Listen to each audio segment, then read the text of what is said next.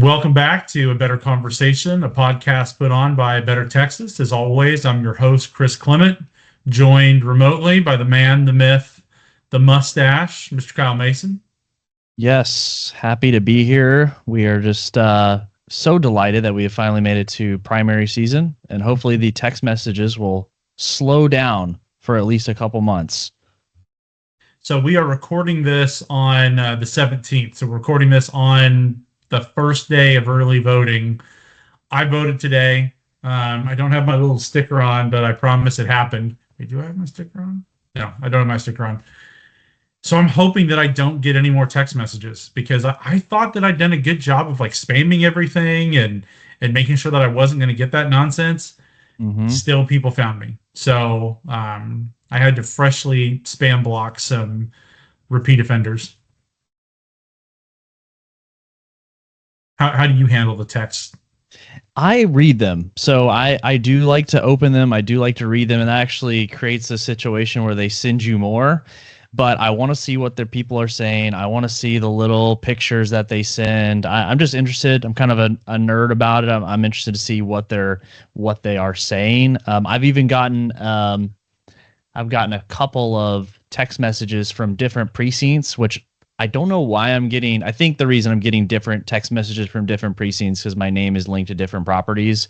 But it's interesting to see actually the precinct chairs are out there hustling as well, trying to get the voters out. So that was kind of cool. I was like, oh, that's awesome. See, I'm more of a nerd about the stuff that I get in the mail. So Yes. the mailers that I get, I will look at them and analyze them and be like, oh, that's a good idea. Let's keep that in the memory bank for future use or something along those lines. So, well, we are here. It is primary season. It's been a long road getting here, but we're here. Many twists and turns along the way, some surprise candidates. But what we're going to do here today is we're going to go over your ballots, cover some key races across the state, here in North Texas specifically, and just sort of talk through some of these races, some of these candidates. It can be overwhelming. I will admit today, when I looked at my sample ballot one more time when I went in, there were a couple of races that I was undecided about until I literally got in the box and had to make a choice. Mm-hmm. So, A Better Texas, we don't endorse in contested Republican races, so we're not going to tell you who to vote for, but Kyle and I are going to kind of give you a taste of the different races, the different candidates. That way you can make a more informed vote. And what I really hope is some of the stuff that we say spurs you to go maybe look into a candidate or two, give them a second look, make sure you're actually making a good choice. Yeah, and I'm glad that you did say that people walk into the booth and they're almost intimidated about, well, geez, I don't know every single person on here. I don't think even the people, I would be willing to bet the people that are running would be surprised by the other names on these ballots, because people can sign up and do legitimately sign up for positions, and then you never hear from them again. They thought it was a good idea at one point early on, they got on the ballot, and then that was it. So definitely do not feel, I guess, bad. Maybe that's not the best word, about not knowing all the people that were running for governor. Right. Well, let's see. Not that we're going to name names on some people, but it's like, I've never heard of this person, and I'm pretty plugged in. Look, if you would have asked me who was running for the Senate, I would have said Ken Paxton, John Cornyn, and Wesley Hunt. That would have been what I told you. Yep. There are 8 people running for the Senate. Just like stuff like that hits you when you look at the sample ballot for the last time before you go to vote. But look, I'm in Collin County. We have in Collin County Republicans running for every seat. I know that's not the case in Dallas, but my ballot that I did was a legal size piece of paper, big old ballot, front and back, filled on both sides between all the different races and all the propositions. And in Collin County, you hand mark everything. So I sat there for a good amount of time bubbling in all those little circles front and back on both sides. So there's a lot to get to. There's a lot to talk about. There's a lot to maybe know. I think most people have their ideas on a few ballot or a few races, but ultimately when you get in the box, there's always stuff that you're like, I didn't even really think about this one. So, Mhm. um, Kyle, do we want to try to share? Do we want Yeah. to try to get technical and share because I think you're in Dallas County. Yep. Yep. I'm sharing the screen, and this is the generic across Dallas County ballot that that they've generated. And of course, when you log on to your county websites, most of them you can put in your info, and it'll generate your ballot, what you're going to be looking at when you walk in. It's really good to print that off, pre-fill it out before you go, and that way you can walk up to the booth, because if you didn't know, you cannot pull out any electronics at all when you're in the booth, or once you get your ballot. It has to be paper only. And that's a really good point. I've served as an alternate election judge in the past, been a poll watcher in the past. That's something that you just can't do, right? You just can't take your cell phone out. So if you think that you're going to be able to take your phone and look at notes or look at a text or something like that, you're not going to be able to. So if you need some sort of aid when you go in to vote, print it out ahead of time. There's all sorts of little guides that are put out there. There are a lot of times people in the parking lot handing out voter guides. There's quite a bit there for you to be able to take a look at. So take something physical with you. Don't rely on being able to use your phone. But, let's go ahead and get started. Let's talk about these federal races. So one federal race that I think everybody's talked about ad nauseum, I don't really think that we have much of a need to get into it, is the Senate race. Like we said, there's 8 people running. Realistically, there are 3 candidates that are going to dominate the race, and that's Cornyn, the incumbent, Paxton, and Hunt. Yep. I don't really know how much we need to get into this race. I think that people kind of know those 3 candidates, right? John Cornyn, longtime incumbent U.S. Senator for Texas. Ken Paxton, former state senator, former state senator, former Texas Attorney General, resigned there to run for this office, and then Wesley Hunt, U.S. congressman from here in Texas. Those are kind of your three lead dogs.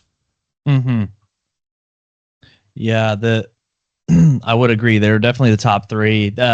Really, I couldn't tell you which way I think this is going to go or not, but I am interested to see if this goes to some kind of runoff. That's what I'm most interested to see how the vote falls. And just for kind of fun, take a look at the field right now and kind of what these polls are saying and what the headlines are saying, and then compare it to the results afterwards, and to see how much, I don't want to call it propaganda, but how much deliverance was brought to you by these different candidates and the outlets, and leading you to believe that this thing was going one way or another. And that's, I think realistically the Senate race is going to go into a runoff. It'll be interesting to see who the top 2 that get in the runoff. I think popular wisdom is that you'd look at it being Paxton, you'd look at it being Cornyn, being the 2 that would do this, but at the end of the day, who knows?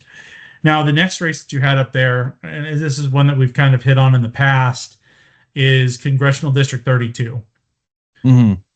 So for those that may not recall, Congressional District 32 redrawn.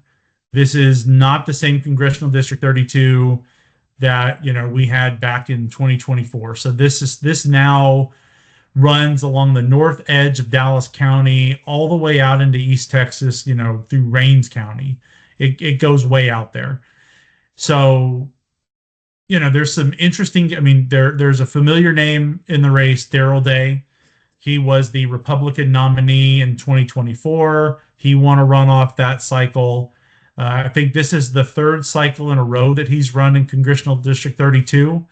Okay. He ran, unsuccessfully in 2022. He was the Republican nominee in 24 and is back again. So he certainly has the campaign. He certainly has the experience on running in 32, although it is a very different district now. So he's a name that you're going to see out there. Another name that's sort of a newcomer, Ryan Binkley. We've talked about him in the past. He's an investment guy. He's a pastor. He put in big mega bucks into his campaign. So that's, I think I've seen a lot. I haven't received any because I don't live in 32, but I've heard, signs, mailers, all that stuff. He's spending that money. Mm-hmm. You got an opportunity to see Binkley in person once before, didn't you, Kyle? Yeah, I went out to one of his events in Rockwall. Great event. I thought it was, very well spoken. Of course, he is a pastor at a church, so he's used to speaking in front of crowds. He seems successful, with the mergers and acquisitions. That's what the base of his company is. I think he sounded good on the issues as far as what the hot topics were during that time. And yeah, you're right. He's been spending the money. So we've been hit several times with mailers, multiple mailers, multiple text messages, invites to campaigns and webinars and whatnot throughout this entire thing since campaign season has kicked off. So he's been very active. That is for sure. Another name on there who's new, I think probably to a lot of Dallas County voters, but Jace Yarbrough. He's out in Rockwall County. He had previously run in, I think he'd run in 2024 up in Denton County. Am I getting that right? I don't know. I don't know that. I'm going to use the internet to figure out if I'm right or not. But yeah. Anyway, he's out of Rockwall County. Look, he got, he's got a lot of big time endorsements behind him. Right. He's been endorsed by Lance Gooden out there in the Congressional District 5. That's a big endorsement. Who else has Jace been endorsed by? Keith Self. Keith Self, yeah. So he's got some of your bigger congressional backings. He's got some bigger congressional backings, and he did. So last cycle, Jace Yarbrough ran for Senate District 30. And lost to Brent Hagenbush, but he ran in 2024 for a state Senate seat. So this is not his first time running either. He's got his campaign built out. Obviously, when you're getting endorsed by sitting congressmen, you've got your base of support. Mm-hmm. So he's been coming on real strong. Yeah. Another candidate for folks in Dallas County would probably be familiar with is Monty Montanez. Monty has been sort of a grassroots candidate. I've seen him at a lot of the local events for a while now, for maybe almost a year, laying the groundwork to run for this office. So, Monty is somebody, good guy. Had good interactions with him. He's somebody that you'll see around Dallas County. Mm-hmm. And then another one that's kind of come on, I feel like I've seen more of his stuff late, is Paul Bondar. I've seen billboards for him. I actually saw, he got a few endorsements on a couple things that I've seen recently, more of like your local, grassroots groups and stuff like that, where he's getting the endorsements. Mm-hmm. I know his campaign has been hitting North Texas real hard here recently. I kind of feel like maybe he was a little bit later to get started, but he's been campaigning hard too. So there's a number of candidates in 32 with sort of different flavors of Republican for you to take. This is, I will say, the hard thing for me whenever you have, because how many are there that are running in this, like 11 or something? Like, well, there's only 9 here. 9, okay. 9's still a lot. 9's a lot. Well, it was a lot more, but then some of them missed the deadline. They said they were running, and then they missed the deadline or didn't qualify for this or that reason. So. I see. Yeah. Oh, that's right. There were originally 12. Mm-hmm. 3 of them were either withdrawn or disqualified. So yeah, we're left with 9 candidates right now. Obviously, I think this goes to a runoff. The question is, who are the 2 that get to the runoff? Mm-hmm. I think Ryan, I think Darrell, I think Jace, like any of those three campaigns, I think if you were betting would be, there to make the runoff. But like I said, it's really hard to say because you don't get polling for these races. So, No. with this, again, you've got different flavors of Republican. I would highly encourage people to kind of dig in to some of these candidates, check out their websites, check out their social media, because some of these folks are really pretty active on there, so you can get a taste about what you're going to get. Although to a certain degree, I feel like, you know, almost everybody is running as the MAGA person. I'm the most America first. I'm the most conservative. It Mm. really is hard to be able to differentiate between messaging when a lot of them have the same message. Like, what do you do in that regard, Kyle? Yeah, well, and it's because they know who's actually going to show up to the primaries, right? It is in a lot of cases the most, I guess you would say, MAGA or America First, the most active people, right? And so they kind of have to play to that, which has been, there's research going both ways on it. Some say that matters, some people say that it doesn't necessarily matter, but either way, yeah, that's a tough one, especially when we talked about this before, we have multiple candidates in the same race saying they are the MAGA this, they are the MAGA that. And it's like, you gotta, at this point, I think you really have to really try to differentiate. There's been a few in here that I think have actually done a good job at that. To kind of not just be like, hey, I'm MAGA, and then like that's it, red, white, and blue. They've made some really good cases. So yeah, it sucks because a lot of these people are good choices. So it's not, and that's a good thing. I think District 32 really is kind of by default just going to end up with could very well end up with a really good candidate. Right. And I think that's a great point. There are a lot of these races where you have multiple good candidates. Mm-hmm. Folks that could do a good job.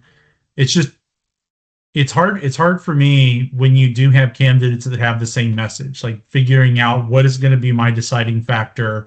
How am I going to choose one candidate over the other? Some of it you look at fundraising, some of it you look at, you do kind of have to look at November and say, okay, which of these people do I think could win in November? Can you imagine if for some reason Republicans lost Congressional District 32 in November? Right. It's so hard to imagine, but that would be a huge fumble if something like that were to go down. If what it was drawn as like an R plus 15 or something like that. I mean, if District 32 goes, we're in trouble. Right. And right. I literally mean like it's going to be so swung to one side that it's just going to be like, oh, you thought about being Republican once? Like, let me review your taxes. So that's going to be bad. All right. So moving on to the next race that we have here, I'm going to talk about a couple. There's a bunch of congressional races in North Texas that, you have other folks, really Dallas County. Kyle, that looks like it's your specific ballot. Is that yours? No, this is the Republican Party. Yeah, here we go. Okay. Yeah, Republican Party. Yep. Yeah, we so got just District a couple 5 things there. Yeah, so Lance Gooden unopposed. District 6, there are people running against Jake Ellzey, but Jake Ellzey should have no problem in that race. He's been a good rep. Beth Van Dyne unopposed. So District 30. District 30 has become a very, very interesting race. So for those of you that may recall, District 30 is where Jasmine Crockett used to represent. But she no longer does. She's not seeking re-election because she's seeking the Senate run. Well, that means that the Democrats, literally at the last minute, did not have time to put a bunch of candidates in there. So the folks that are running on the Democrat side in District 30 are weak compared to what you would normally expect, because they just didn't have the runway to be able to figure out that, hey, Jasmine's not going to do this. So look, 30 is still drawn very blue.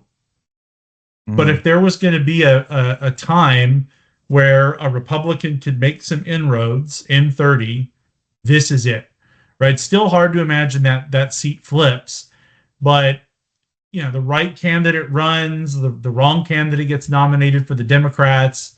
It could be a race that's a 15 point race. That would be huge. So, Yes. with respect, there's four candidates running. There's really two of the candidates that I'm familiar with, and that's Sheldon Daniels and Everett Jackson. Sheldon Daniels, I don't know much about Nils Walker or Gregorio Heiss, but Everett Jackson, he ran for the city council, I believe in DeSoto, unsuccessfully. Just sort of kept that momentum going, moving into District 30, moving into this congressional race. Sheldon Daniels, young African American attorney. Everett Jackson, also an African American. Sheldon, good young family. Like I said, he's a lawyer. He's polished. Believe he ran for some race. I don't know if it was Congress or not up in Grayson County years before. But those two candidates are both strong candidates for that district that people should really take a look at, because that might be a place where Republicans make some inroads. I will have to say, like, I first heard about Everett with his run for city council. With Sheldon Daniels, I first kind of learned about him honestly through his social media presence, Mm-hmm. because he was making some really good social media content about being a Black Republican and about why Black Americans should really reconsider their support for the Democrat Party. Maybe their home is spiritually and really economically with the Republican Party. You know anything about that race? Does that pique your interest? It piques my interest to a certain degree. I mean, you're right. It's a heavy, I think, D plus 25 or something. I mean, it was just when the redraw happened, that's what it was. Try to get as many Democratic votes stuffed in there as possible. Right. With the right candidate, you could definitely convince some people that are traditionally voting Democrat on some certain policies to flip. And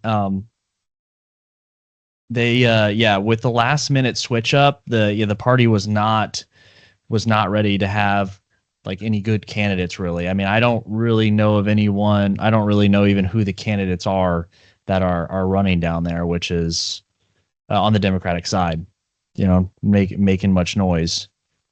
Right. Well, moving out of Dallas County, another going over to kind of stuff that's going on in Tarrant County. Largely, they don't have a lot of competitive races. Craig Goldman in 12 is unopposed. Like we said, Beth Van Dyne in 24 is unopposed. Roger Williams in 25 is unopposed. And then, going up to Collin, kind of similar story in Collin County. District 3 with Keith Self. He has a primary opponent, a gentleman named Mark Nugent. With all respect to Mark Nugent, Keith Self should not have a problem there. Same thing for Pat Fallon. He also has a primary opponent in District 4, Mr. Don Horn. Again, that should be something that Pat Fallon easily holds on to his seat. So really, other than, really Congressional 32 and I guess Congressional 30 are kind of the two, at least in my opinion, in North Texas here to really be the races to watch. Do you have any others that are hot of mind? We got District 33. I got up on the screen right now with Monty Doc Mitchell, John Sims, Kurt Schwab. Yeah, I mean, again, that's a district that's very blue. Yeah. Some of those names are same names we've seen in the past. I think Patrick Gillespie has been the candidate there the last two cycles. Kurt Schwab ran last time and lost in the primary. So I don't know. I know a little bit about Monty Doc Mitchell. I know he's, doctor. I've seen some of his presence online, but unfortunately for those gentlemen, I think, Congressional District 33 is very much an uphill battle. And I don't really see it. Here's I'll compare 30 to 33. 33 on the Democrat side has Colin Allred and or Julie Johnson. One of those two will be the Democrat candidate in that, and they will fundraise a lot of money. They will win that seat easily. There is nothing about 33 that would lead anybody to believe that the Republican candidate has a chance there. Contrast that with 30, you have a weaker bench of Democrat opponents. You have a couple of Republicans that are there that, are black family men with past experience running for office. There's a reason to maybe put some resources into 30 to see if maybe there's some inroads that could be made. Yeah, no, I think that's a very reasonable assessment. I'm actually curious to see how the 33 Democratic race turns out. Is this Allred's last swing at something, or is he's probably never going away? But the whole switch up at the last minute, I think that was kind of, again, selfish on their part, and it kind of left some vulnerabilities in their own party. I wonder, because Julie Johnson was previously in House District 115. That's where she was before she ran for Congress in 32 last cycle. I really wonder if Julie knew if she knows now what she knew then, or knew then what she knows now, would she have left 115, right? Would she have done the running for Congress thing? Because she otherwise had a pretty safe seat. I mean, she won it somewhat comfortably in 115 against a decent Republican, in 115 against a decent Republican candidate. Now, look, I would guess the betting markets would be on Colin Allred's side to pull out 33. But who knows? Yeah. So, if they didn't redraw 32, right? If they didn't redraw 32, it'd be perfectly fine. Again, I was just surprised that Allred jumped into there with her to kind of fight it out, when, again, like we've been saying, really no one of any notoriety had jumped in 30. So that's just interesting. Only one of them can win, and I don't really know what the other person's going to do. Allred is now swung at some pretty bigger seats, and I mean, realistically, you only can lose so many times until you're like, hey man, like what are we doing here? Right. Well, kind of switching from the federal, let's go talk about some of these statewide races. So everyone's got the governor on the ballot this cycle. There are 11 people running for governor. There are 11 people running for governor. I don't think that there's any concern about that. Greg Abbott will be reelected, or will win the Republican nomination. He'll be reelected too. But not much of a thing there. I will say the weird part about the governor race is, man, I had to kind of go searching for the governor's name when I was looking at my ballot when I voted today, because there's so many people in the governor's race that it's like you got to search to make sure that you're actually getting to the right one. Yes. But yes, Governor Abbott there.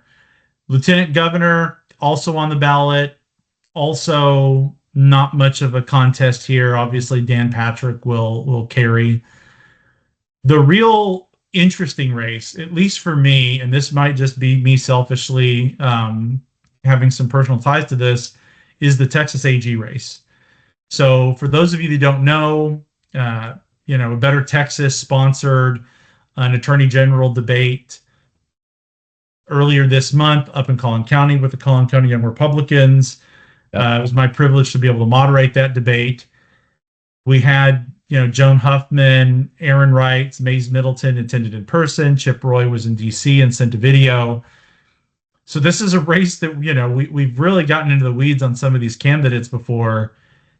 And it'll be interesting to see what happens, because, the only consistence when it comes to polling that's been done on this race is that Chip Roy is in first place or tied for first place, and Aaron Wrights is in last place from a polling standpoint.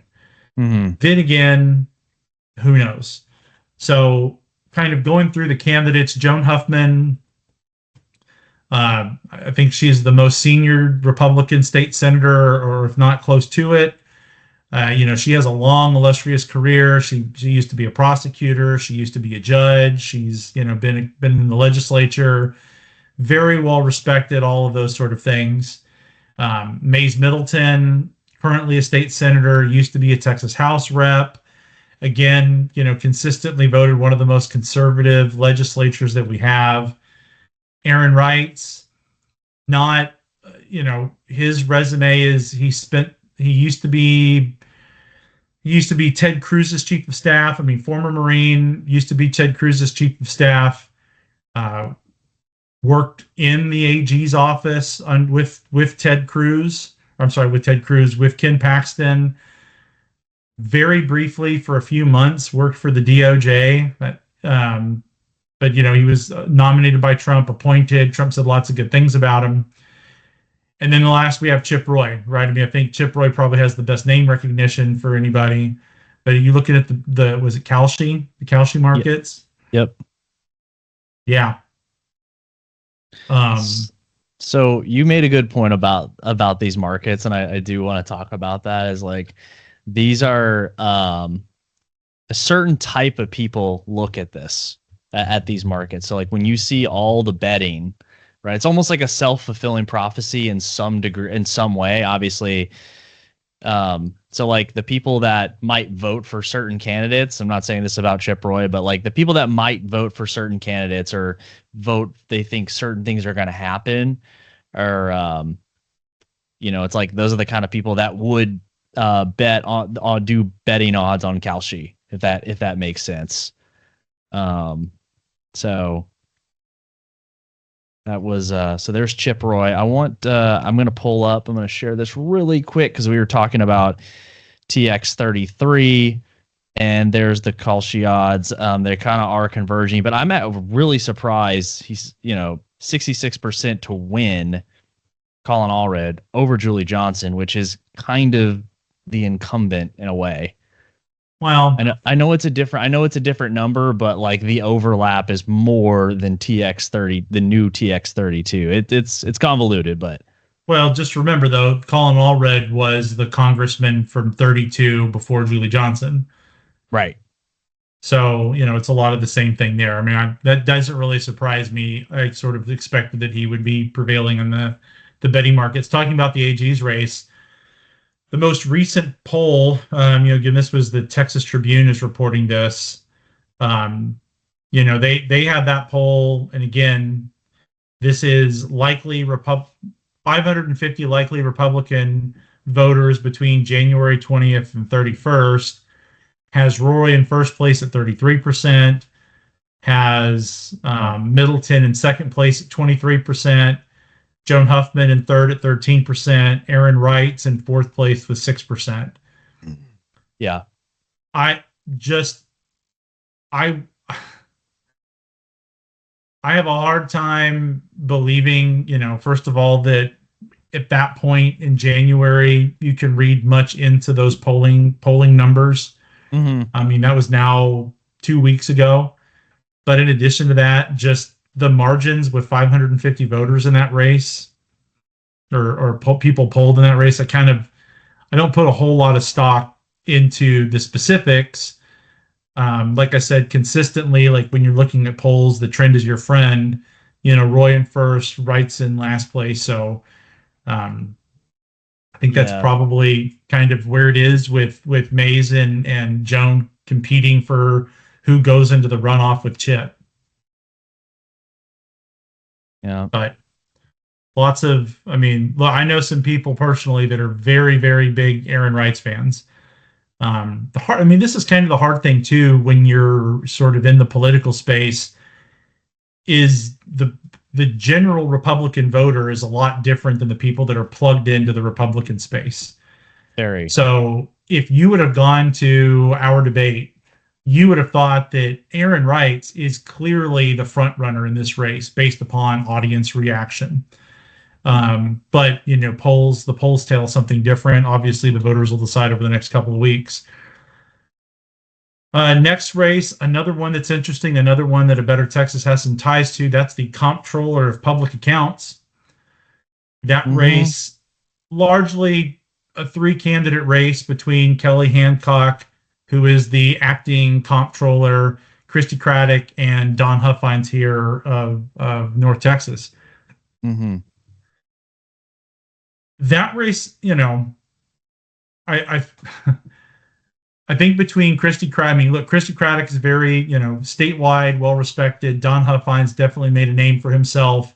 Is sort of an activist type. I think with Don Huffines, originally I would say his whole campaign is Doge Texas, Doge Texas.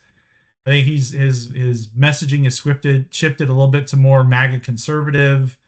I think is what I'm seeing on his billboards, or Trump MAGA conservative, I think more specifically. Kelly Hancock, we talked about him a little bit over the last couple of weeks because he's the former rep for SD9. That the whole reason there was a special election is because he stepped down to become the comptroller. He's sort of running on a, look, I know what to do. I have experience in this position. I've been a good legislature for a while. I have a good relationship with the governor. I can handle this. Christie is more on the, we're going to audit. We're going to, be fine-toothed with every dollar that's spent. And like I said, obviously Don is, I am MAGA, conservative, Republican, Doge Texas. Do you have a different read on the race? I know Don Huffines. We're from North Texas, and so I've known him for his other races, but he's really big in the billboards, right? So if you live anywhere along George Bush, you've seen his billboards, and he's willing to spend a lot of money. So I don't know if that's like he's gonna Doge Texas, but he loves spending a lot of money. We'll see how that works out. But I do know when I first saw, he was the first one that I was like, oh, get rid of property taxes. I was like, oh, that's not going to work. But the idea has grown on me. Like now that Abbott has been like, okay, well, this is kind of a way forward on how we could possibly do that. That one, is that one more regional? You said Kelly Hancock from Fort Worth, so maybe he's more popular over there, and then Christy Craddock. And where is she from again? Do you remember? I want to say she's from the Houston area. Okay. But yeah. I will admit that, she's currently on the Texas Railroad Commission. She's currently in office. Her family has a name in Texas politics. I'm way off. She's from Midland. Okay, out west. I will have to say that is my weakness, in the sense that if there's a prominent candidate and I don't know where to place them from, I default to Houston. I don't know why I do that, but I default to Houston. Well, other than Dallas, it's Houston. There's nothing else in Texas. But no, I think the opposite. But she's from Midland. She's from out in West Texas. So maybe some of these statewide, it feels almost regional, possibly. Like there's some regional popularity going into that. So there is. Look here. One advantage that I think that Chris Craddock has is she's won a statewide race before, right? True. She's currently in statewide office, so she has campaigned around the state. She's done that before. Obviously Kelly Hancock has the advantage of being in the office now. He is kind of the incumbent as appointed by the governor. I think also endorsed by the governor, obviously, for this race. Don has the money. He can self-fund his campaign. He can put whatever billboards and all that sort of stuff he wants, which is a tremendous advantage when you're running for office. So, all right.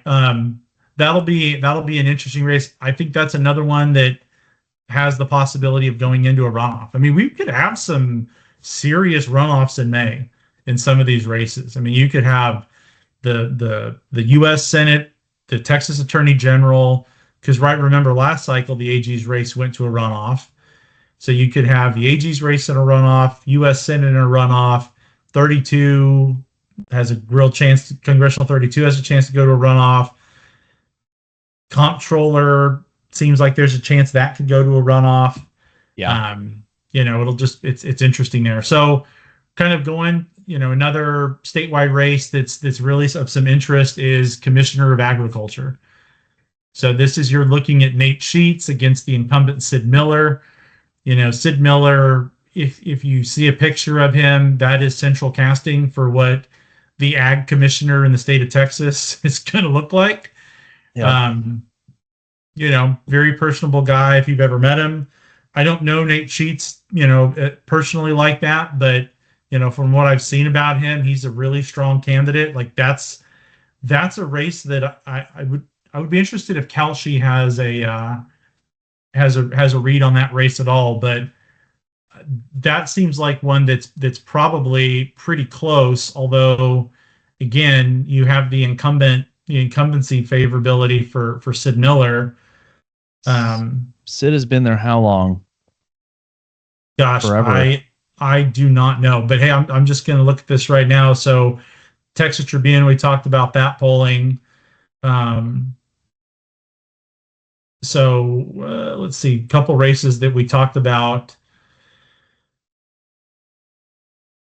Actually, for the comptroller, Don Huffines had in the polling that was done in January had the lead with 20 points, narrow.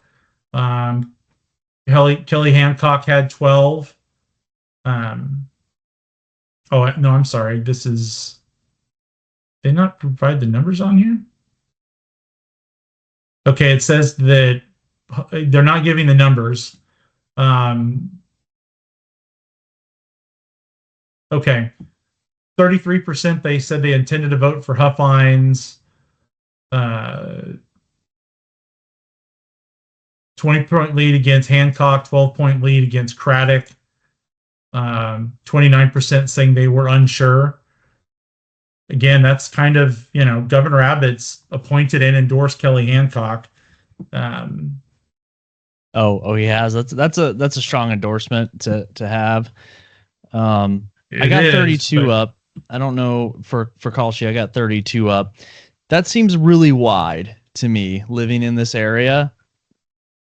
Having Jace up there at 89%. I don't know if it's going to be a blowout like that, but that's, I guess, becoming the nominee is like all the way to the end. Well, so, I mean, that's interesting that this is where the betting markets are odd. Of course, the advantage that Jace Yarbrough has is some of the endorsements, like we talked about, and having run a very competitive race in 2024 versus Ryan Binkley is far more unknown, but he's got very deep pockets. So, surprising to me that Darrell Day isn't even on the Kalshi list. I guess he might be down. Yeah, the rest are under 1%. Yeah, that's interesting. I mean, that's again why I don't know. I have some. These markets are always odd. I will say though, the Texas Tribune, I am surprised by, the results that they have on here. With Huffines with that much of a lead over Hancock or Craddock. I mean, like I said, I expected Craddock to have a little bit more because of her statewide, and I expected Hancock to have a little bit more because of the governor's endorsement. So we'll see. Again, here's another thing to always remember about these polls is, this is a poll of 550 people done in January, where a third of the people polled said they didn't really know who they were going to vote for. And, according to them, 58% of the people polled said they didn't know enough about Kelly Hancock to have an opinion of him. So, right. That's one that race could shift down the stretch. Going in where I pulled this back up again, talking about the ag race, 48% of those polled would support Sid Miller, which I guess only 18% said that they would vote for Nate Sheets, with 2/3 saying they didn't know enough about Sheets to have an opinion on him. So, those are some races where it's out there if these candidates are able to close the information gap. But that's where name recognition is so big. I mean, you look at the AG's race, Chip Roy has such huge name recognition. It's so hard statewide to get around that. Sid Miller's going to have that name recognition statewide. Chrissy Craddock is going to have that. Don Huffines has run the statewide races against the governor and spent a ton of money doing that back in 22. So definitely some intrigue on the statewide races. And there's some other races on the statewide, a couple that are kind of, contested is your Court of Criminal Appeals, place 3, place 9. The three candidates in place 3 that I hear the most about is Allison Fox, Thomas Smith, Brent Coffey. Thomas Smith, Brent Coffey, both spent time in the AG's office. Allison Fox has more experience, I think, in actual criminal appellate law.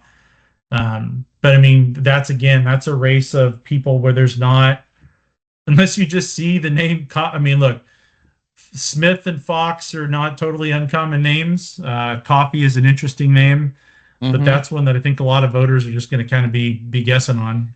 Yeah, probably Coffey. It's fun. Yeah, that's definitely true. Railroad commissioner. Yeah, I mean, railroad commissioner. The two names that I hear the most on that are Jim Wright and Beau French. Obviously, Beau French is the somewhat notorious former Tarrant County GOP chair. I think probably most famous for his ex poll about which ethnic group is the biggest threat to American life or something like that. It was like, who's bigger threat, like Muslims or Jewish people or something along those lines. Lizard Jim people Wright, were not on there, which I thought was just really, really rude. What's that? Lizard people were not on there. And I thought, you're clearly missing the point here. No comment. Like I said, I've been hearing a lot of good things about Jim Wright. I think those two are probably going to be the top 2 candidates in that race. I've seen a lot of endorsements between the two. I think Beau French has earned the endorsement of more on the far right. I think Jim Wright has earned the endorsement of your more classical Republican. So, we'll see how that splits. I think that's another one that you might see go into a runoff just because there's 5 people. I don't know if anybody there is going to get to the 50% threshold. Yeah. Yeah, the 50% threshold is very hard with such crowded spaces. I mean, you really have to dominate big time there. Court of Appeals. Yeah, and then the list goes on and on. Actually, all right, so I'm looking at the Texas Tribune, and the polling numbers show that Jim Matlock, a Marine veteran, and Jim Wright are neck and neck at 21% each in that race, with Beau French and Hawk Dunlap down at, Catherine Colbert at 8%, Beau French at 6%, and Hawk Dunlap at 4%. Although again, in that race, 41% say they are still unsure who they would support. It does seem like, again, I think that's another one where who knows how accurate that poll is, how much that will actually hold up. But that seems like it would be Wright Matlock, and I think Matlock may have run for that seat last cycle, or for a railroad commissioner seat last cycle. All right, moving on to some state races, more state district races. Start with our friends up in Denton County. A lot of our friends up there unopposed. Richard Hayes unopposed, Ben Bumgarner unopposed, Mitch Little unopposed. But a very hotly contested race is District 64. So that is Andy Hopper and that's Lisa McIntyre. And those two, from my understanding, are in a dogfight up there. So this is sort of Denton County, Wise County, largely where their districts are. Andy Hopper, the incumbent, Lisa McIntyre, the challenge. I think Lisa McIntyre's gotten some impressive endorsements. I think like the Texas Real Estate PAC endorsed her, if I recall. That's a big one. That is a big one. So, I mean, you usually expect that the incumbent is going to hold on, but I mean, that's a strong challenge. 64 on election night, that's one that I'm going to be watching for sure. Another up there, 106. So the incumbent there is Jared Patterson. Jared Patterson is a very, very popular target of the farther right wing of the Republican Party. There's two gentlemen that he's running up against, Larry Brock and Rick Abraham. I don't really know much about Rick Abraham. What I know about Larry Brock is I believe, again, he's a veteran. I think he was a J6er, went to jail, pardoned by Trump, something along those lines. So, I've seen some inflammatory things. And look, if for the sake of going through this, we really have done our best to avoid some of the negatives from some of these candidates and just sort of tell you what they're known for, what their thing is. So I don't really want to go into dirt. There's a lot of dirt on a lot of these candidates. I don't really think that's appropriate for us to do here. Again, A Better Texas doesn't endorse in these races. But like I said, a lot of the folks that I know that are, again, on the farther right side of the party are supporting Larry Brock. Let me move to Collin County. So Collin County has some very interesting district races. So the first, sort of hot race in Collin County, and I don't know how hot it is actually, is District 67, Jeff Leach versus Matt Thorson. So, Jeff Leach, longtime incumbent, very well liked by his constituents, has soundly won re-election, for several years. Matt Thorson's campaign slogan is "Not a Rhino," and it appears he is running for office in a sense of Jeff Leach is a rhino, and I want to replace him. So, honestly, I've been to some.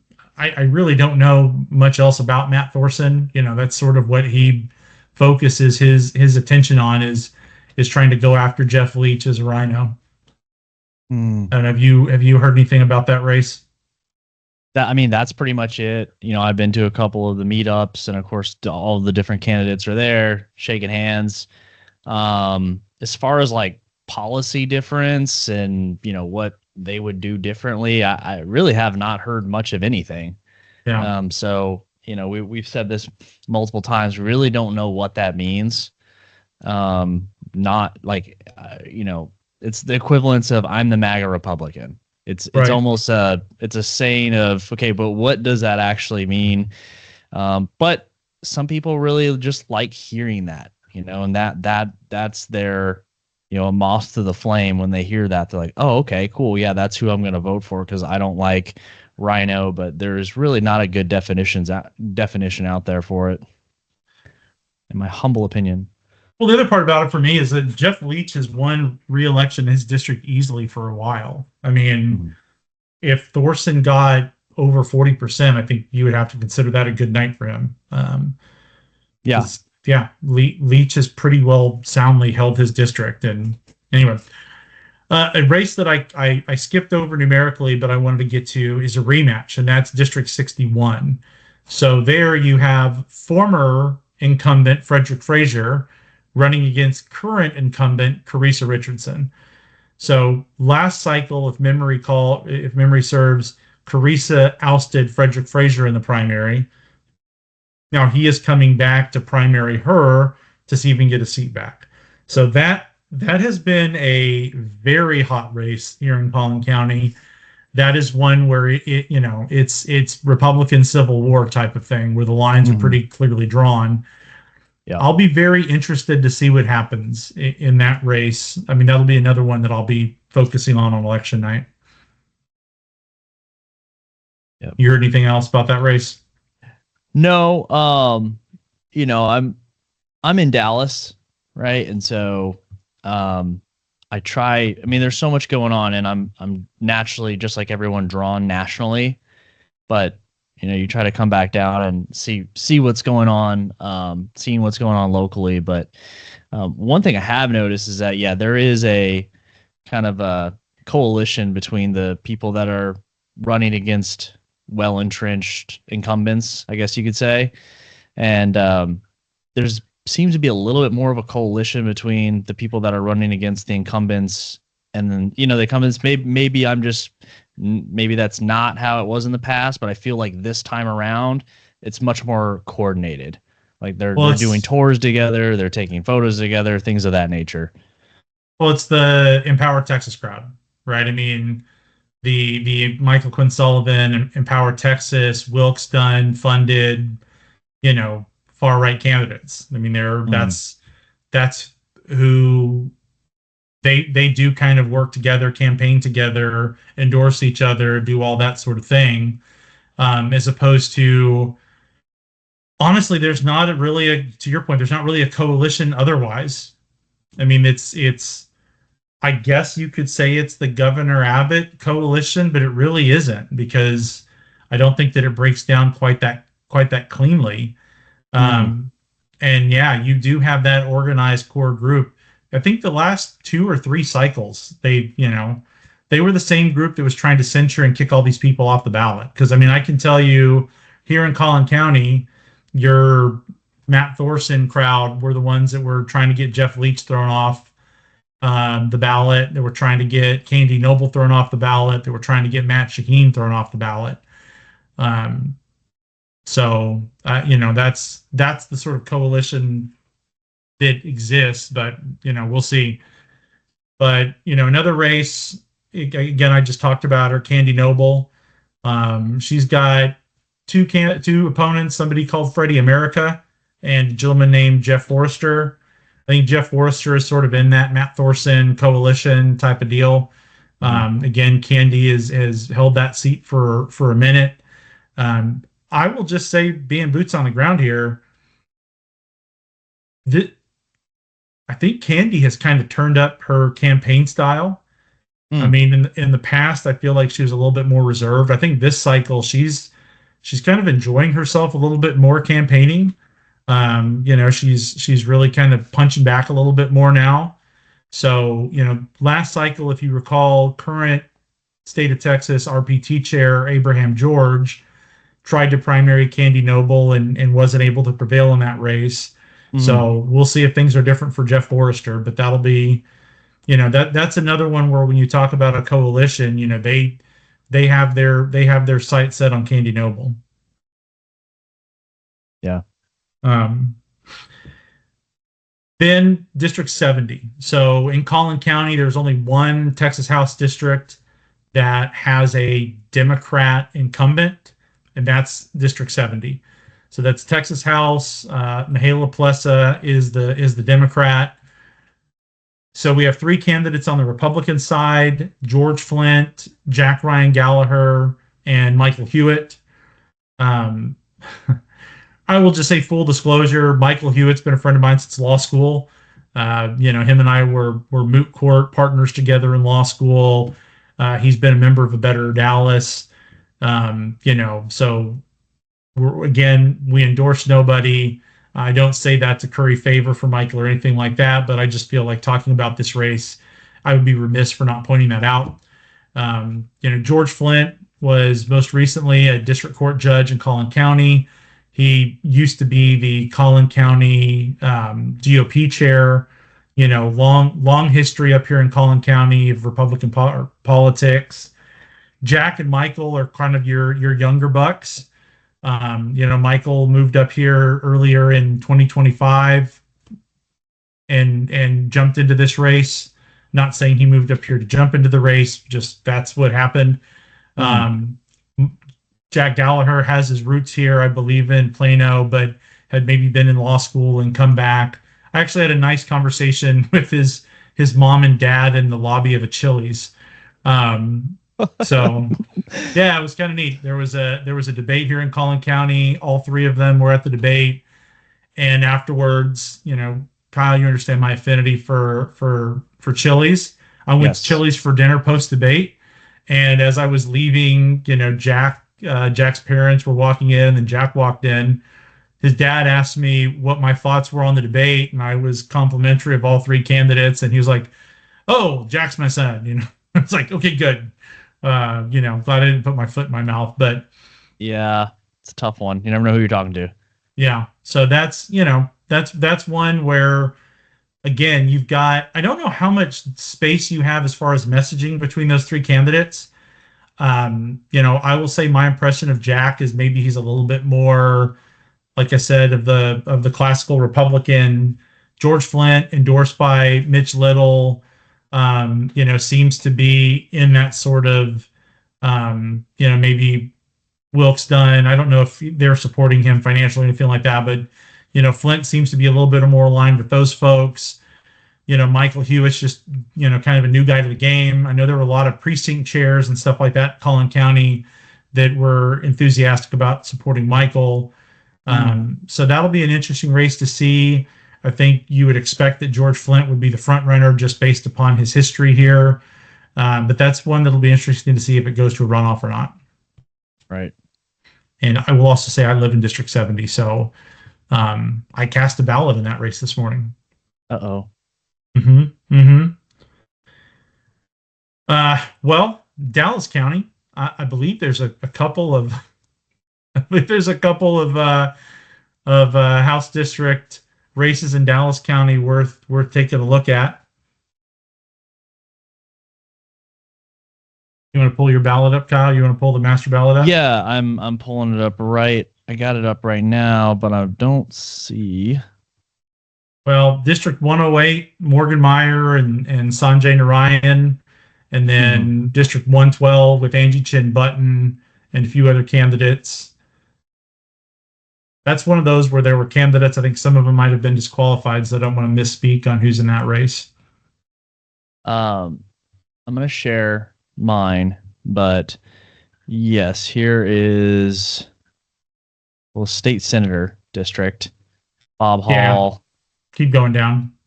Okay. Wow, no, you're in.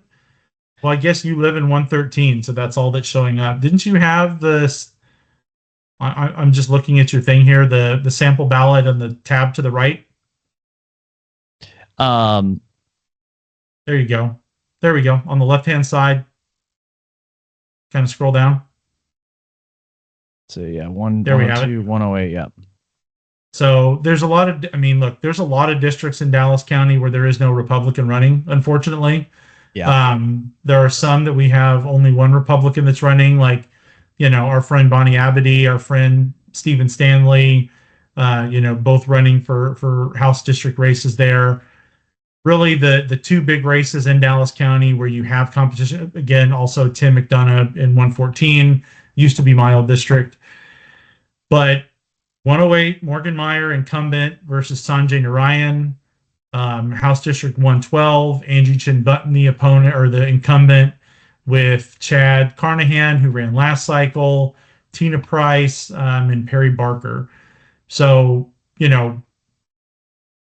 Morgan escaped by the skin of his teeth in 2024 in the primary. It was, I think, less than 1,000 votes. It went to a recount. He still prevailed after the recount.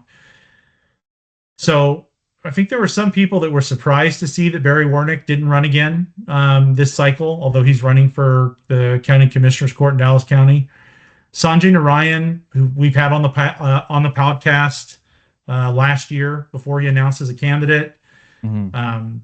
Smart guy, attorney. Morgan, obviously, also an attorney, chair of the Ways and Means, the Ways and Means Committee for the Texas House.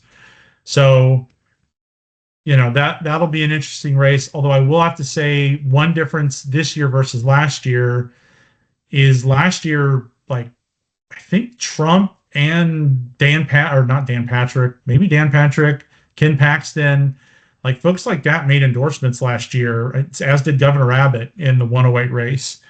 This year, Trump, so this is always the fun, right?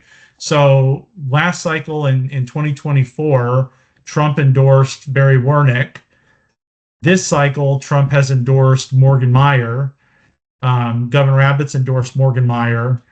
Although I would say the people that, are supporting Sanjay would say, well, Donald Trump just blanket endorsed everybody that was in the legislature and voted in favor of school choice. Mm-hmm. But, it's sort of interesting how the endorsements can swap one cycle to the next. Yeah. I don't know. What else have you heard about that race? You're in Dallas County.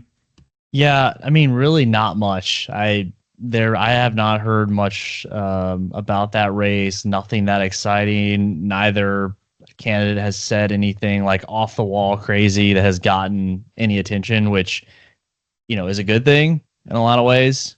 So I am interested to see how the base turns out for that race. Well, again, I think that's a race where you do. I mean, so this is the thing about that race that's you have clear. Let's see. I think you have clear perceptual differences between the two candidates, right? I mean, I think that, there's a perception that Sanjay is a full step to the right of Morgan Meyer. So if you're looking for the most conservative, MAGA right-wing Republican, I think Sanjay is running that he is that guy. That is usually the attack against Morgan, is that Morgan, is too moderate or what have you. But, Morgan himself would run as a conservative and tout some of the stuff that he did this last cycle or this last legislative session about being, a true conservative and all of that sort of thing. So. Yeah, I just pulled up that for visual, but. Well, I will say for that visual, I think that map was from 2018. Yeah, that's the timestamp on it. Yeah, so the 108 now is the Park Cities up into sort of the Preston Hollow area over into Lake Highlands.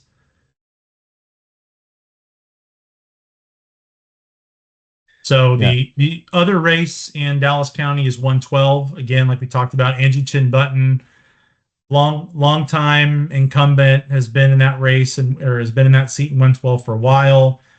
Chad Carnahan, I'm sorry, I think he primaried her last cycle unsuccessfully. There've been a couple of other folks, Tina Price, who was former precinct chair in Dallas County. She's running in that race as well. I think you're going to have some purists that are going to be supporting Chad or Tina.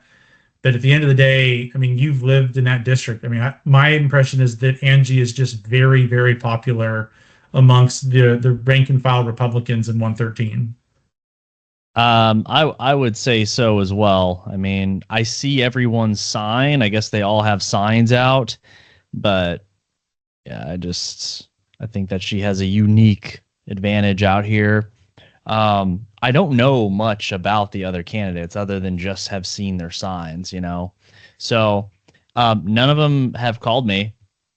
Right. I mean, but again, I'm not necessarily voting in that district. So that does make sense, but I'm so close, maybe a couple blocks from where it cuts over, but no text messages or anything like that.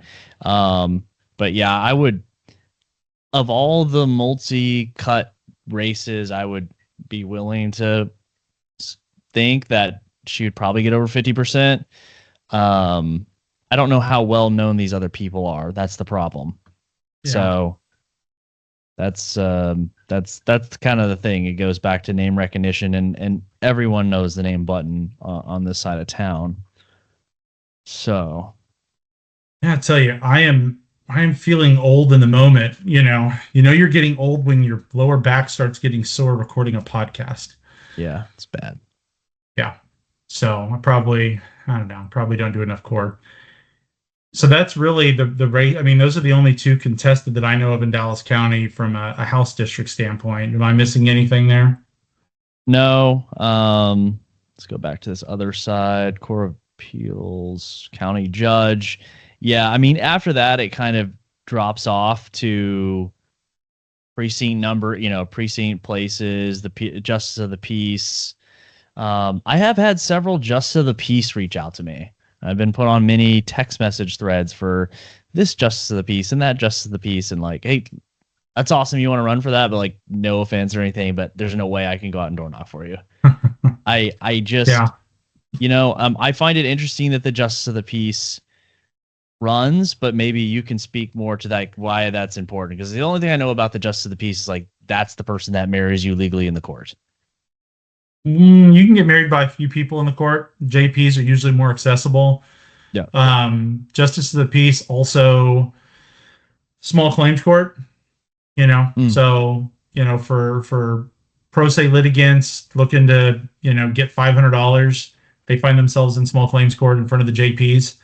It's a kind of Wild West, like a lot of the rules of evidence, the rules of procedure that would apply in district and county courts don't apply in the JP court. Mm-hmm. The other thing that's kind of weird about the JP court is that you are automatic. So if you lose at any other level, you can appeal, but you are taking it up as an appellate proceeding. If you're in the JP court and you lose for most causes of action that you have, and you appeal it, you go up to the county court and you just redo the trial process again. It's sort of the only time that that's how an appeal goes, where you get to just basically start from scratch and redo the whole thing again. So can be good. It's also one that you don't have to be a lawyer to be a JP. Anybody can be a justice of the peace. So look at that. Yeah, I say that to say it's really important that you pay attention to who your JPs are, because they do a lot that you don't think about. Evictions, a whole bunch of stuff. You want to make sure that you have a good quality candidate that's in there. So that's one that you kind of maybe want to dig around in somebody's background, their qualifications and experience, before making your vote there. Well, I want to move over to our friends in Tarrant County, because there are some, real rough and tumble races going on out there. So the first one, the biggest one, is Senate District 22.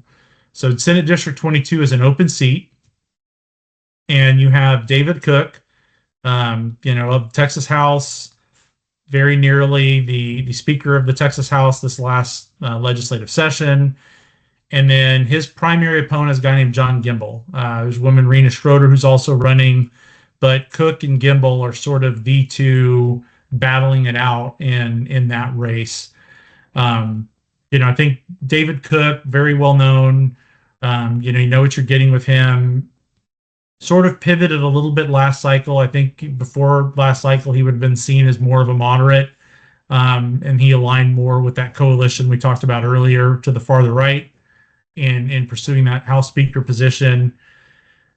Jon Gimble, I'll say I didn't really know anything about Jon Gimble before this race, and he's really kind of come on like a banshee. I think he's gotten some key endorsements, and that'll be, again, in Tarrant County, that'll be a really interesting one to watch. Any thoughts on that, or is that outside your wheelhouse? Yeah, that's a little outside my wheelhouse. We've had Cook on the podcast. Good. Thought that was a really good episode. We did not have David Cook on the podcast. No? You're thinking of David Lowe. Oh. Major party foul. Yeah. Well, let's edit that part. No, I'm gonna let that roll through. You're gonna own it. See, this is what you can get. Yeah. This is the integrity that you get with a better conversation. This Kyle's just gonna own his mistakes. David Cook, No, David Lowe does have a primary opponent named Kyle Morris. I don't know much about that race. I don't know much about Kyle Morris, but there is an opponent there for David Lowe.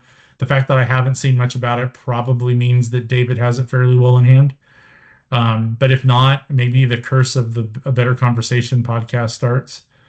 We've had a few people on that, we had obviously Sanjay on the podcast. He's running in 108. We've had Stephen Stanley. He's running unopposed on the podcast. We've had David Lowe on. He's got a primary opponent. We've had Shelby Williams on. He's running in Collin County for a commissioner seat. Mm-hmm. So that'll be an interesting one. Okay. Next one I want to go to, is 93, Alan Blaylock, Steve Sproles. That's been a pretty hotly contested race. I think Blaylock, formerly of, I believe, the Fort Worth City Council. I'm not entirely sure what Steve Sproles' background is, but I do know that both of them have been campaigning quite hard in that race. So it'll be interesting to see what happens in 93. Another hotly contested race in Tarrant County, District 94. So there you've got 5 candidates running. I don't know as much about this race. The 2 names that I've seen the most have been Jackie Schlegel and Cheryl Bean. Cheryl Bean had run, she had run back in 2024, I believe, against John McQueenie. Did she run against McQueenie? Yes, I believe she ran against John McQueenie and lost in a runoff in 2024 in the Republican primary. So she's back again in a new district running for office. It's always interesting when you see a candidate lose a race one cycle and move and pop up in another district they can run for the next cycle. But there you go. So that'll be 94 will be one to watch. Aforementioned John McQueenie running unopposed in his District 97. Another hotly contested one is going to be District 98. You've got Fred Tate, Armin Mazzani, and Z Wilcox running in that one in 98. Fred Tate, another one that we've had on the podcast. So that'll be an interesting to see how that race goes. Fred Tate is fairly well known. He's the treasurer here in Dallas County for the Republican Party. I believe maybe he is in another county as well. I don't know so much about Armin or Z, but I do know. I think Fred's been endorsed by Governor Abbott, if memory serves. So, but I've also heard that race is one that everybody's very hot about. So, and this is always the hard thing about races like this. A small tangent is, again, like, everything is reading the tea leaves, right? I mean, it's, hey, what are people saying in the chat rooms? I guess not chat rooms, but in like the Facebook groups and on X and all that sort of stuff. Who's getting the most retweets?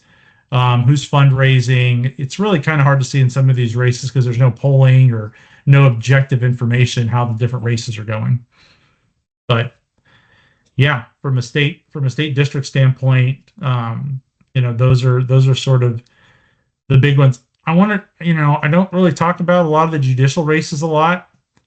I did want to mention a couple of them that are in Collin County, just because they are very hotly contested races. One is the 231st, where you have Leslie Barrows, Norma Bazan, Rochelle Fetty, and Debbie Adam,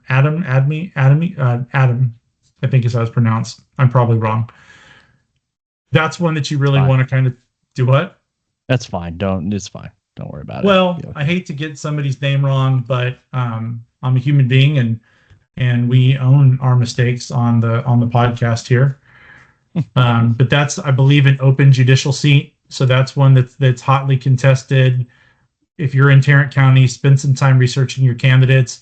Once somebody gets a judicial position, it is very difficult for them to get out of that position. Another race, and this is one we've actually talked about on the podcast before. It's the 324th Judicial District. Andy Sue, and then Catherine Allen. That's a family court, I believe, in Tarrant County. That's another big race to watch. If you live in Tarrant County, because those family law courts are really important. Whenever you have divorces, you have child protective issues, they go to the family courts because they specialize it, and those judges have a tremendous amount of discretion. So I know that Catherine Allen has a long experience in family law. I believe Andy Sue is more of an immigration attorney, but I don't know as much about the particulars on his legal practice. So that's one to do your research on if you're in Tarrant County. Are there any judicial races you want to talk about, Kyle? Yeah, man, I stood up all last night just reading about them. It was exhilarating. I thought, powdered wig. Which one's going to look best in a powdered wig? I think you have to go to Australia and overseas to get to the powder wigs to be a barrister, that sort of thing. Bro, you need to bring that in.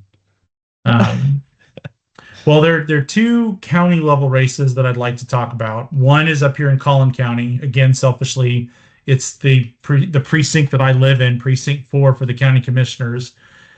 Technically, there is a county judge race in Collin County. I think Chris Hill is going to win easily in that one. But County Commissioner 4, you have former Plano City Council member, also guest of the show, Shelby Williams, running against Mr. Woody Huffines. I've met both candidates, both fine men. Again, it's I think Woody is sort of, you would more align with that further right group that we kind of talked about.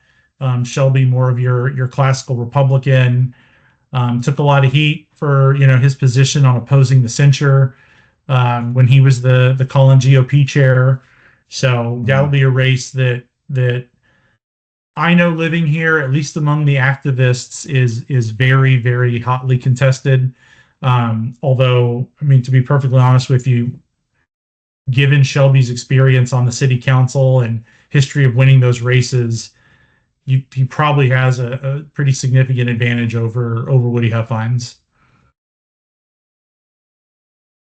Yeah, I think just real quick, I think what I liked about both of them the most is that they were both at so many meetups, like at the same time, working the rooms and stuff. So it was very, very cordial. I mean, I guess you do see other candidates at other meetups, but they were very interactive. So that was like just, I don't know, I guess nice to see. Yeah. I like that. I mean, I'll say that I went to a debate here in Collin County that the two candidates were at. Neither one of them attacked each other. There were no ad hominem attacks. They were both just talking about policy. At times they, were sort of saying very similar things. It's just different the way they talk about things.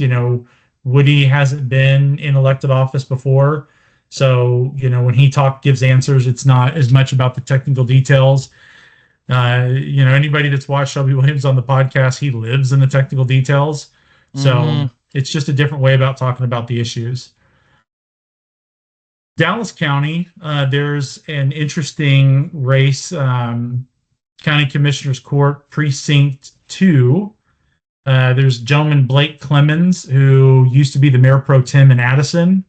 And then the aforementioned Barry Warnick, who had previously run for the Dallas City Council and for primaried Morgan Meyer unsuccessfully last cycle.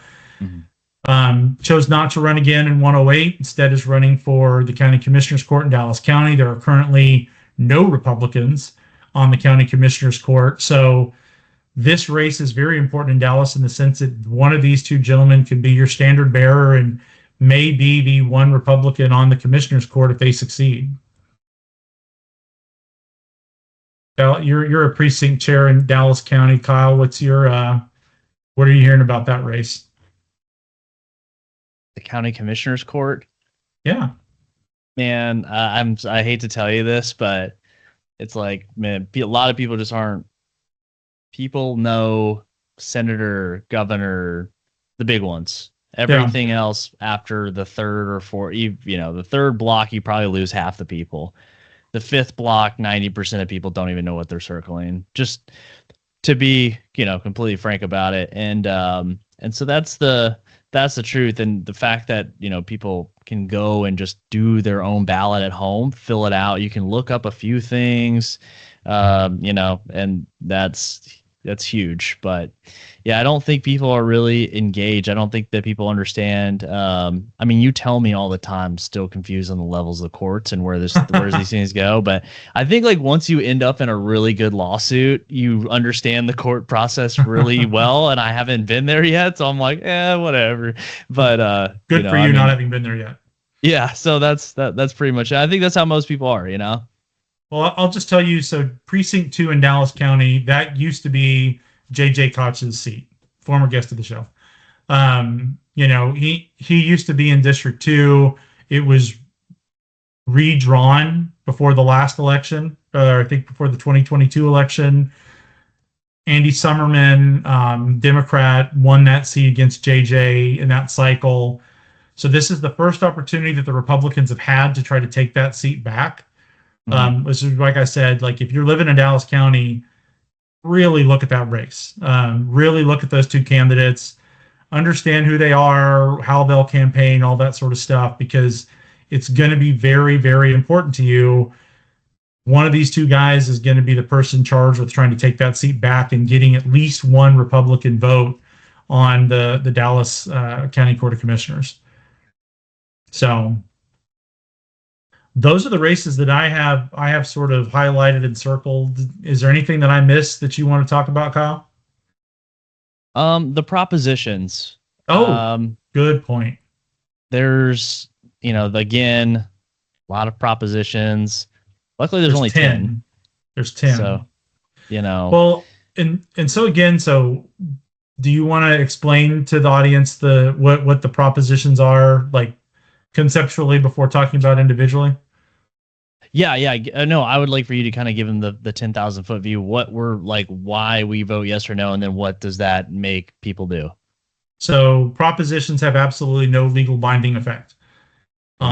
This is purely an opportunity for Republican voters in the state of Texas to express their opinion on particular topics. So, like for example, Proposition 10 is Texas should prohibit Sharia law. Yes or no? Well, if that proposition passes, It doesn't prohibit Sharia law in the state of Texas, right? It just says, hey, as Republicans, this is something that we want to do. And then those propositions are used at the state convention to advocate for certain positions, or those can be used in the next legislative session to advocate certain legislation, but it has no binding effect. This isn't like in November when we voted for, constitutional amendments. This isn't like November of 24 in Dallas County, where there were propositions that changed the city's charter. Like that's not what's on the ballot here. So it's important, if you're listening to this, to sort of understand, or I guess it was 2025 when that happened, but that's not what these propositions do. It's just a statement of feeling, if you will, amongst Republican voters. Yeah, and if you can go through and read these. I mean, they kind of do mirror a little bit more of what was on the propositions last time. For instance, the property tax question, more property tax, something about vaccines and denying health care, public school. I mean, they still have the one on here about. Although actually I did. So this is just so Proposition 9. So last legislative session, we had the fights over no Democrat chairs, right? And the sort of position that was taken by Speaker Dustin Burrows and that passed through was none of the committees would be chaired by Democrats. They would only be chaired by Republicans. But there would be vice chairs, and the vice chairs would be chaired by the Democrats. And then there were subcommittees that may be chaired, I believe, by either a Democrat or Republican. So, of course, this year, for people were big mad that there were Democrat vice chairs. And so now Proposition 9 has to do with, okay, well, the Republican-controlled Texas legislature should stop awarding leadership positions, including committee and subcommittee chairmanships and vice chairmanships, to Democrats. So, yes, Prop 9, again, no binding effect, but the people that were big mad about Democrat vice chairs are back, because this is an important thing to them. Yeah. I mean, you got to give them a reason to show up. I would hope that voting for your senator would be a reason to show up.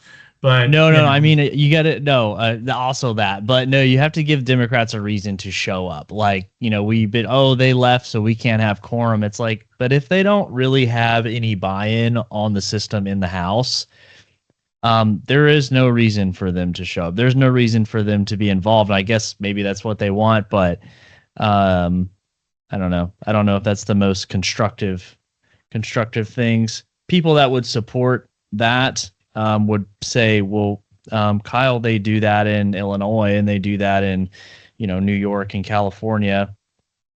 So I mean, up until this last session, you would have Democrats that would chair committees in the House. Mm-hmm. Like, they wouldn't be the vice chair, they'd be the chair. Dustin Burrows actually took us a big step to the right by saying, in my opinion, there are only Republicans chairing the committees. Right. Like, the Democrat vice chair is sort of an honorarium. Maybe you act if the chair isn't there or something like that. But it's just one of those, like, getting ultimately in the weeds that I think a lot of voters just don't care about. Anyway, it's at the bottom of the ballot. It was even hard for me to get down there to some of these things. Mm. So, all right. Well, Kyle, unless you have anything else, there's, as you can tell by us getting close to, an hour 45, 2 hours here, there's a lot on these ballots, a lot of races, a lot of important decisions to make. We wanted to kind of kick off early voting by talking about this with you, by giving you an idea about what the different races are like, not so we can help make your mind up for you, but so we can sort of inspire a little bit of thought, inspire you to go look up some of these races. And I just want to reiterate what Kyle said earlier. Take some notes, right? Print off your sample ballot, fill it out. There's lots of groups that put their endorsement lists out. Take those. Just find some way to inform yourself before you go in and cast your vote in the primaries. Absolutely. Anything to add, Kyle? Absolutely, man. Yeah, my hair's going crazy. Yep, fill out your ballot, and then if you are a real diehard, you can convince your family members to vote, and you can find their sample ballot and be like, here, vote like this. So you're not voting for them, but you are giving them a suggestion. So that's completely okay. And it is completely, look, I'm really glad that you said that, because it is important. Because a lot of times, people in their day-to-day lives don't have the chance to go through and look through the whole ballot. So if you're making an informed decision and you want to share that with family and friends, I don't view that at all as you trying to impose or vote for somebody. I think that's you helping them. You saying, look, there are 11 people running in this race, and I looked at a lot of the candidates, and this is really the one or two that I've seen that you should, really look at. Or that you should consider voting for these two people or something like that. It's super helpful if you can do that for people. So please do that. Please inform yourself. Please inform others. But yeah, well, with that being said, again, thank you for joining us here with the Better Conversation. We hope that this was informative. We hope this helps you going into this primary season. Keep an eye out for, upcoming events for A Better Texas. We've got a training on the 21st in Dallas on resolutions process going into the state convention. Also doing a training with the Collin County Republican Party on the 28th on the same topic. We have a social on February the 26th that's going to be at Campese's in Dallas on Mockingbird.